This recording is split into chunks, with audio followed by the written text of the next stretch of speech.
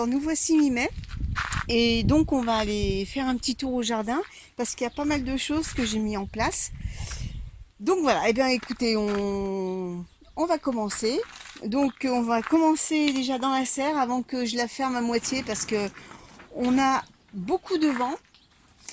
Alors ben là c'est le coin des courges, hein. Donc ici nous avons un concombre, non, un cornichon, pardon, et à côté ce sont les concombres. Alors vous entendez la bâche qui claque là, c'est pour ça que je vais la fermer à moitié pour éviter qu'il y ait trop d'appel d'air à l'intérieur. Là, en attente d'être piqués, ce sont des haricots vernins. Ici, des melons charentais, une courgette qui s'est fait grignoter. Alors ici, il y a des pâtissons qui commencent juste à germer. On voit le petit germe qui est ici. Ensuite, ben là, nous avons encore des courgettes, des maïs. Là, ce sont des courgettes que j'ai semées, donc on les verra pas. Là, c'est de l'amarante que je vais planter aujourd'hui. Ici, des belles de nuit. Et là, de la rhubarbe qui va attendre encore un peu parce que je la trouve un peu petite. L'année dernière, je l'avais plantée aussi petite et elle n'a pas survécu. Alors, au passage, je vous montre la construction de mon mari qui a été aidé il a été aidé de mon fils. Voilà, c'est les quartiers d'été de mes semis parce que là, franchement, je vide la serre et après je vais plus l'utiliser parce que là il fait pas loin de 40 et c'est trop. Donc voilà, là aujourd'hui je vais planter mes œillets de dinde pour faire de la place. Enfin une partie parce qu'il y en a qui sont petits, donc je vais les laisser encore dans le godet. Ici nous avons du fenouil. Derrière ce sont des choux. Alors il y a un peu de tout, il y a des choux brocolis, des choux cabus. Là ici nous avons encore des œillets de dinde, pardon. Là de la salade, des blettes, des betteraves, du persil, bon de la ciboulette. Voilà, c'est à peu près tout. Puis là ce sont des laitues, hein, qui poussent bien. Alors, côté potager extérieur. Ah, au passage, j'ai récupéré ce contenant en polystyrène pour y semer de la laitue. Alors, côté potager, je viens de monter des grillages pour haricots aram parce qu'en fait j'en avais semé en godet en cas d'échec, et puis mes semis en pleine terre ont tous bien levé, donc je me retrouve avec des godets, je ne savais plus où les mettre. Donc voilà, j'ai repris un grillage avec des tuteurs, et pour rehausser le grillage j'ai utilisé des étagères d'étendage. Voilà. Donc bon, je les ai plantés, hein, les haricots aram. Voilà, tout le long. Ici, ça va être le coin des maïs. Pour l'instant, j'en ai que 2. Non, j'en ai 3.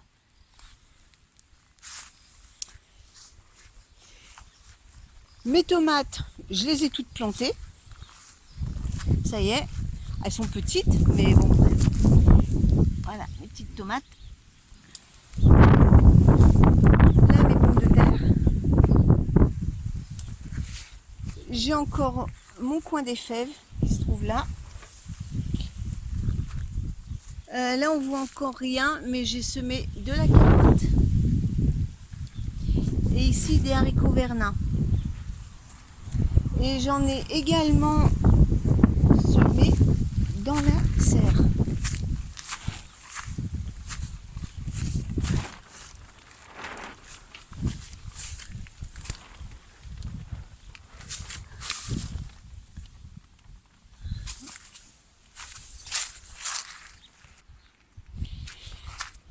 Alors, je vous demande 2 petites secondes. Je vais fermer la serre parce que là, la vache, elle claque trop. Je vous reprends tout de suite. Alors voilà, ça y est. Voilà. J'ai laissé une petite ouverture. Ça permet de réguler la température, mais tout en laissant quand même la serre à moitié fermée pour éviter que le vent s'engouffre trop à l'intérieur. Alors, nous allons aller de l'autre côté. Nous sommes dans l'autre partie du jardin, de l'autre côté de la maison. Donc nous avons ici encore des pommes de terre. Ici, des oignons avec des tomates et des poivrons. Donc les poivrons sont ici et les tomates là. Et encore des structures un peu improvisées. Alors ça, c'est les étagères d'étendage que vous avez vues, ben, ils appartenaient à ce support-là que j'ai dessoudé. Et en fait, ça me fait 4 piquets de tomates, quoi.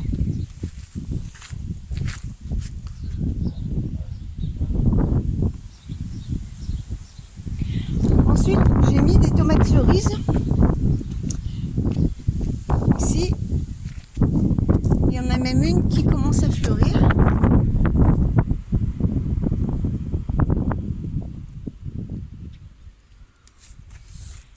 Voilà, là c'est le coin des tomates cerises.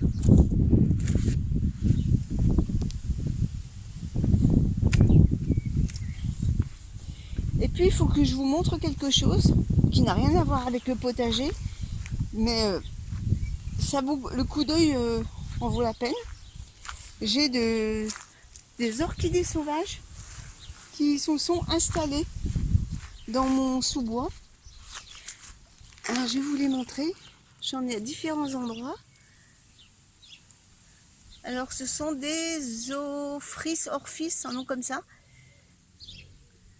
Une orchidée abeille, on appelle ça aussi, parce qu'elle prend l'allure d'une abeille pour les attirer. Alors d'après le net, j'ai lu que cette orchidée n'est pollinisée que par une seule sorte d'abeille, une abeille sauvage. Alors je ne connais pas son nom, mais voilà, il y a qu'elle qui peut la polliniser. J'en ai une ici.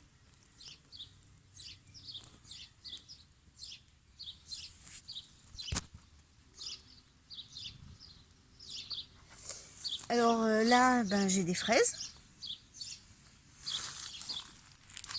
Et puis j'ai une orchidée qui est là.